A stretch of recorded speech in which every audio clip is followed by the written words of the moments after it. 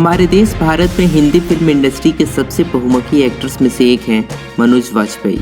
बॉलीवुड के बुद्धिजीवी कलाकारों की सूची में मनोज वाजपेयी जी का नाम शामिल किया जाता है, जो उन यादगार किरदारों के लिए जाने जाते हैं जो उन्होंने निभाए हैं। मनोज वाजपेयी उन चंद लोगों में से भी एक हैं जिन्होंने उस किरदार में उस खास किरदार को रखा है जो उन्हें और अधिक पॉपुलर बनाता है। वाजपेयी जी को एक सक्सेसफुल एक्टर के रूप में भी जाना जाता है। उन्हें अपने स्पेशल स्टाइल और अनकन्वेंशनल रोल के लिए भी अप्रिशिएट किया जाता है। यहाँ हम मनोज से जुड़ी कुछ फैक्ट्स बताने वाले हैं जो शायद आपको नहीं पता। नंबर 11, मनोज वाजपेयी को हमेशा ही बॉलीवुड में एक अंडररेटेड एक्टर समझा जाता है। टैलेंट होने के बावजूद उन्हें यहाँ अपनी जगह बनाने में सालों तक संघर्ष करना पड़ा, जो मनोज को कभी नहीं भूलते।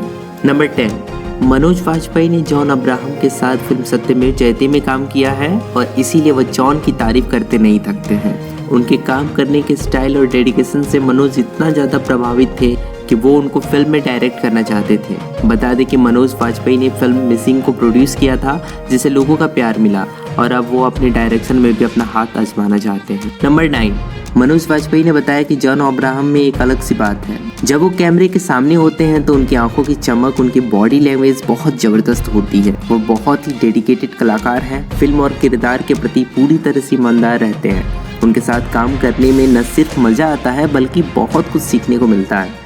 जॉन न सिर्फ जबरदस्त कलाकार हैं बल्कि एक अच्छे इंसान भी हैं। नंबर 8, मनोज के पिता राधाकांत वाजपेयी एक किसान थे। उनकी माँ एक हाउसवाइफ थी। वो अपने 6 भाई बहनों में दूसरे नंबर के थे। उनकी छोटी बहन पूनम दुबे फिल्म इंडस्ट्री में एक फैशन डिज़ाइनर का काम करती हैं। उनके माता पिता को लीजेंड एक्टर मनोज कुमार बहुत पसंद थे, इसलिए वे उनका नाम मनोज कुमार से मिलता जुलता रखना चाहते थे। हालांकि वे समर वाजपेयी का नाम रखना चाहते थे, मगर किसी रीज़न की वजह से उनका नाम मनोज वाजपेयी रख दिया गया। और एक किसान के बेटे होने के कारण वाजपेयी अपनी छुट्टी के दौरान ज़्यादातर समय खेतों में ही बिताते थे। नंबर 7, मनोज वाजपेयी शुरू से ही एक्टर बनना चाहते थे। हालांकि इसके लिए उनके पिता के पास उतने पैसे नहीं थे, इसलिए उन्होंने पिता से झूठ बोलकर ये कहा था कि वह दिल्ली जाकर पढ़ेंगे और IAS बनेंगे। फिर ये दिल्ली चले आए और दिल्ली के NST में एडमिशन लेना चाहा, मगर यहाँ एडमिशन लेने के लिए ग्रेजुएशन जरूरी होता है, तो उन्होंने रामजस कॉलेज में दाखिला ले लिया। उन्हें NST में 3 कोशिशों के बावजूद भी प्रवेश नहीं मिल सका। इसके बाद उन्होंने बैरी जॉन के साथ रंगमंच किया। मनोज ने बैरी जॉन के मार्गदर्शन में स्ट्रीट चिल्ड्रन के साथ काफ़ी काम किया है। नंबर 6, मनोज वाजपेयी जी की शादी दिल्ली की एक लड़की से हुई थी, लेकिन बाद में उनके संघर्ष के कारण उनका तलाक हो गया और फिर उन्होंने साल 2006 में अभिनेत्री शबाना खान से शादी की, जो नेहा के नाम से जानी जाती हैं, जिन्होंने करीब फिजा जैसी फिल्में की हैं। नंबर 5, मनोज वाजपेयी ने कक्षा 4वीं तक एक झोपड़ी वाले स्कूल से पढ़ाई की है। इनके पिता एक किसान होने के नाते इनकी पढ़ाई पर ज़्यादा खर्चा नहीं कर सकते थे। नंबर 4, वाजपेयी जी का डेब्यू फिल्म बैंडिट क्वीन थी, जो साल 1994 को आई थी, और पहली टीवी शो स्वाभिमान था जो 1995 में आया था। इन दोनों से उन्होंने अपनी जर्नी स्टार्ट की। नंबर 3, ऐसी कंट्रोवर्सी भी सामने आई है कि उन्होंने आमिर खान की फिल्म दंगल में काम करने से मना कर दिया था, क्योंकि वो फिल्म में अपने कैरेक्टर से खुश नहीं थे। और एक कंट्रोवर्सी ये भी है कि फिल्म चॉक एंड डस्टर की प्रोड्यूसर जूही चावला ने उन्हें अपनी फिल्म से रिप्लेस कर दिया था और उनकी जगह पर ऋषि कपूर ने एक क्विज मास्टर की भूमिका निभाई थी, क्योंकि उन्हें लगा कि मनोज की शक्ल इस कैरेक्टर को प्ले करने के लिए ठीक नहीं है। नंबर 2, NST दिल्ली से 3 बार रिजेक्ट होने के बाद उन्होंने सुसाइड करने की कोशिश की, मगर उन्होंने ऐसा करने से खुद को रोक दिया और लाइफ में आगे बढ़ने लगे।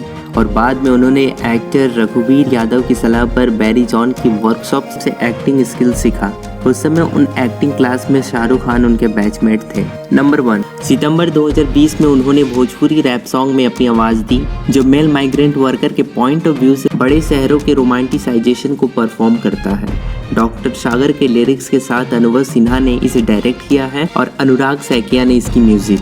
इस रैप सॉन्ग में एक माइग्रेंट वर्कर घर की चाहत और चोखा बाटी की बात करता है, जबकि वो बड़े शहर में रहता है। पूरे गाने के दौरान बम्बई में काबा यानी बम्बई में क्या है, इस बात पर जोर डाला गया है।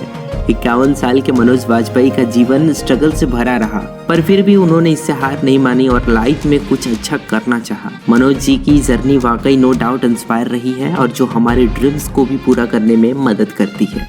एंड आई पर्सनली होप कि आपको हमारी आज की ये इन्फॉर्मेशन बहुत अच्छी लगी होगी। नो डाउट तो प्लीज़ आप हमारे चैनल को प्लीज़ सब्सक्राइब कर लीजिए, क्योंकि आपको आगे भी तो हमें कई सारी वीडियोस देना है। यहाँ अपनी कीमती समय देने के लिए आपको बहुत बड़ा वाला थैंक यू।